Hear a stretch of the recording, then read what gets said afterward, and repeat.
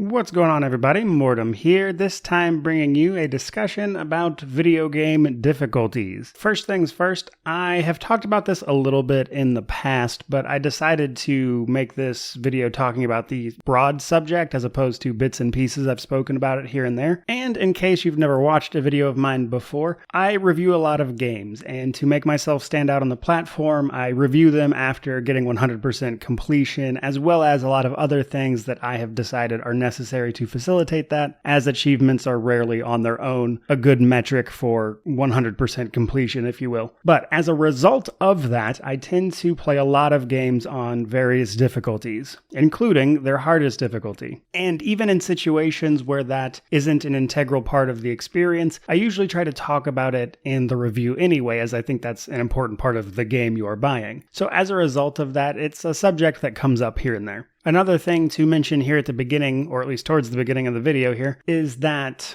I would not consider myself amazing at video games by any means. Reality is I just do this for a living, and I think that when it comes to single-player games, like I primarily review here, that given enough time and ability to learn, that anyone could do this. Reality is I get to do this for a living, and thus I have the time to do that. And that most people don't have the 650 hours to sink into Pathfinder Wrath of the Righteous like I did, as an example. But beyond that, I don't really consider myself amazing at games by any metric, just that I have a lot of time on my hands, frankly. And if you haven't figured it out by now, we're primarily talking about single-player titles, as naturally competitive gaming is a very different world and not really applicable to what I'm talking about here in terms of difficulty settings. To get this started, previously on the channel, I've talked about how I'm a big proponent of story mode, despite having beat all these games on very high difficulties. And that's for a few different reasons, but primarily I just always like to start this conversation by saying that you should try to enjoy the game that you paid for. That's just how I feel about it. And if that means playing it on story mode for you, then play it on story mode. You deserve to enjoy the thing that you paid for. Moreover, when it comes to story mode, I think story mode is fantastic for easing people into a game. So I play a ton of CRPGs. It's a big focus of the channel. And CRPGs, especially the isometric ones, come with very complicated systems pretty often. And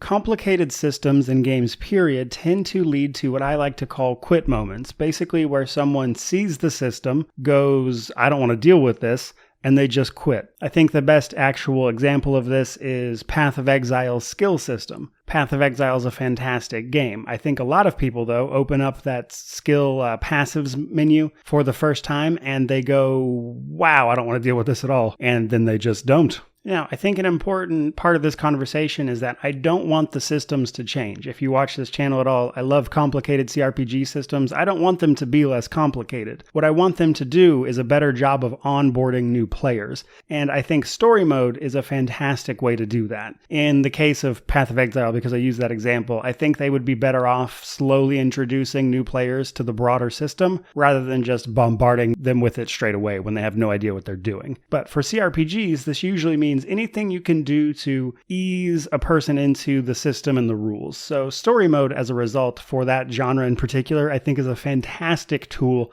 to use as a method of onboarding, actually. Because you can use story mode to get them interested, learn the bare bones basics, and then at that point you could encourage them to step up the difficulty and learn new rules, etc., until you kind of get them on par with everyone else. But that is a method that I think is what is integral to growing the genre, which I'm especially passionate about with CRPGs, if you couldn't tell. But from here, let's talk about some observations I've made when it comes to difficulty of playing all these various games I've 100%ed. So my personal strategy for this, as someone who does it a lot, is that I tend to start either on story or normal, actually, and then I'll incrementally raise it as I play through the game more times. Now, more often than not, I'll start on normal, as story mode tends to see you not fully engaging with all of the systems, whereas I want to see all of the systems but not have an impossible challenge for things that I'm learning actively. So I tend to find normal mode ideal for that, and then on subsequent playthroughs I'll raise it up as I shoot for the higher difficulty achievement type stuff. Every once in a while I'll start a game on a higher difficulty if I'm already just very familiar with the type of game that it is. But before we move on to some observations about levels of difficulty, I did want to take this moment to mention that it's also important to understand the type of difficulty you're dealing with. For a lot of CRPGs, in fact, it's actually more of a tactics and strategy difficulty, where what you're lacking is knowledge, because you need to know how to build your characters, how to position them, and how best to attack an enemy's weakness. You need to have the knowledge to apply those tactics and strategies to the battlefield that you are engaging with. Whereas on the other end of the spectrum, we have skill-based games. I don't play as many of these, but there are some things you can do to minimize this as well in terms of the difficulty. So skill-based tends to be more reaction times and how quickly you can react to what enemies are doing and then string combos together, etc. And again, it's just more skill-based and down to things like your reflexes. So in games like that,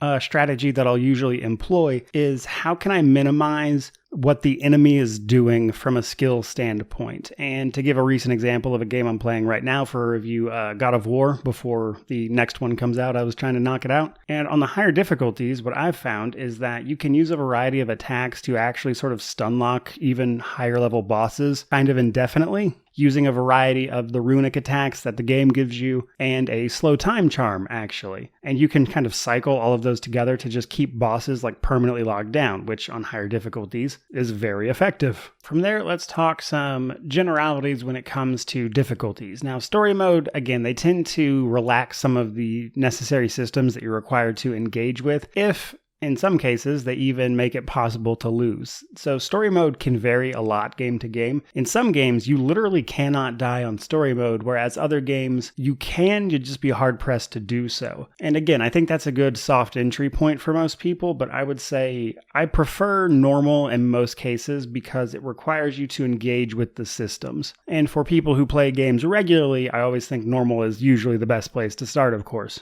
And then there tends to be some sort of hard mode in between normal and maximum when it comes to games. Hard mode, or at least whatever game you're playing calls that, more often than not just adds extra enemy behavior to the mix that you then have to deal with simultaneously, as opposed to doing anything drastic. In playing a lot of these games, I find that the differences between normal and hard mode are usually not as substantial as people think. More often than not, it's just the enemy doing more stuff than they do on normal. And one thing that I think normal mode in general has going for it a great deal, actually, is that usually most playstyles are viable for normal difficulty, regardless of what kind of game you're playing, etc. But then we come to the max difficulty settings, or like the ultra difficulty. So what I've noticed about this difficulty setting in particular, just broadly speaking across games, is that it usually requires you to play the game in a specific way. You need to usually have the knowledge of what you're going to be up against combined with knowing the best way to deal with it. Because on that difficulty level, it tends to be the only way to deal with it. So all of those little notes and things said, what do I actually prefer as someone who does all this? Well, believe it or not, I usually find the hard mode or equivalent difficulties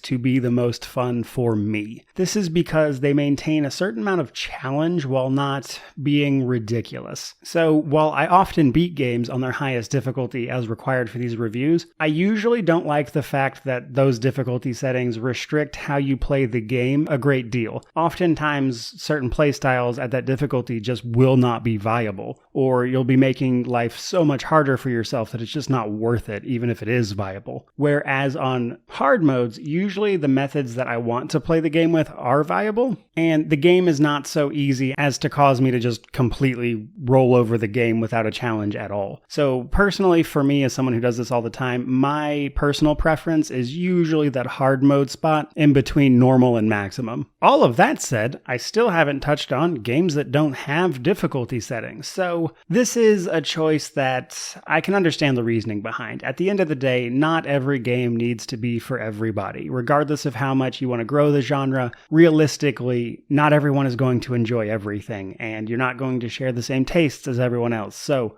games that come with no difficulty setting usually come about because the developer has a very specific experience in mind that they want people to deal with. And I'm actually all for that. I think if the developer is spending all this time crafting that experience to be a very specific way, that I can deal with that. Personally, I prefer a little adjustable difficulty. I think it makes my life and job a little easier as a result, to be honest. But reality is, set difficulties can kind of go either way, actually. So on one hand, it can be very hard for a while until you kind of get it down and kind of understand what the game is asking of you. And then it can swing the other way where it's just way too easy at that point. This actually happened with Elden Ring, believe it or not. I found that game very challenging when I first started it, but by the time I had played the game for a little while, it was kind of the opposite issue where I was just running through everything outside of a handful of bosses because, what would Elden Ring be without that experience? But while I personally, again, prefer difficulty settings that are changeable, I do understand where people are coming from when it comes to set difficulties and just kind of being like, this is the skill bar, you need to reach it. But I do think at the same time,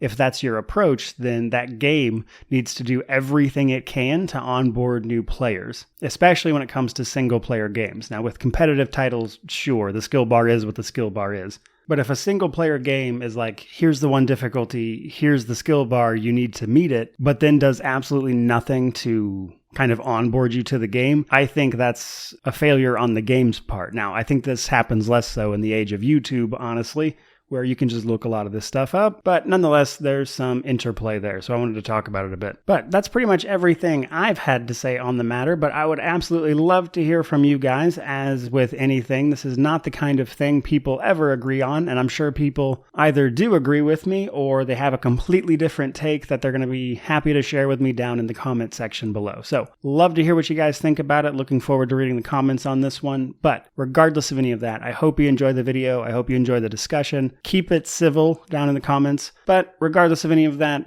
truly just thank you so much for watching, especially if you're listening to this message right here at the end. Thank you again. I couldn't be here without you. May you wander in wisdom and have an amazing day.